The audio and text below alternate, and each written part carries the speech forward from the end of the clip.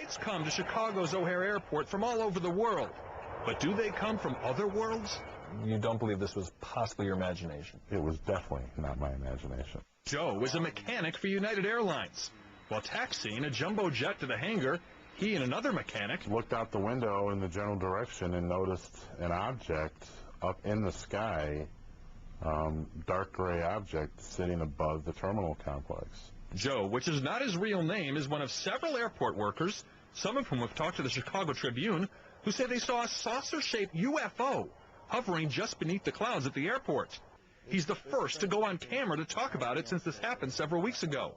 He wants to remain anonymous. But you're sure it was some kind of object that normally would not be above O'Hare Airport? I've been at O'Hare for quite some time, and let's just say that I've never seen an object in my time there that looked like this. And I'll tell you, definitely, it was not an airplane as we know it. But it could be an airplane as another world knows it. Possibly. We brought in one of Chicago's top sketch artists. Followed the contours of the object. To listen to Joe and draw a picture of what he says he saw. More like an oval. Dark gray oval. Because no photos have surfaced, and Joe doesn't know of any. Now, it didn't say Goodyear on it, did it? No Goodyear, no. That's a really good drawing. Is that what it looks like? Very much so, yeah. Other witnesses told an organization called the National UFO Reporting Center that the object eventually shot straight up in the sky at a great rate of speed. It looked like literally someone had poked a hole in the clouds.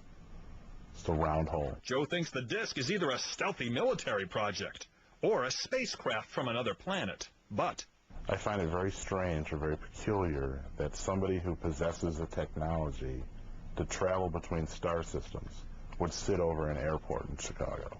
hard to argue that. A spokesperson for United Airlines says, "We are aware of what the employees said they saw, but this is not something United would investigate. Talk to the FAA," says the airline. The TSA and the Chicago Department of Aviation also told us to talk to the FAA. So we did, and an FAA spokesperson told us we too don't have the power to investigate. The FAA adds that radar did not pick up anything out of the ordinary, and the sighting might have been caused by a weather phenomenon. And you don't believe it was a weather phenomenon? Not at all. Not for a minute. O'Hare has apparently been UFO-free since that November afternoon, although Joe now tends to pay special attention to that same patch of airport sky.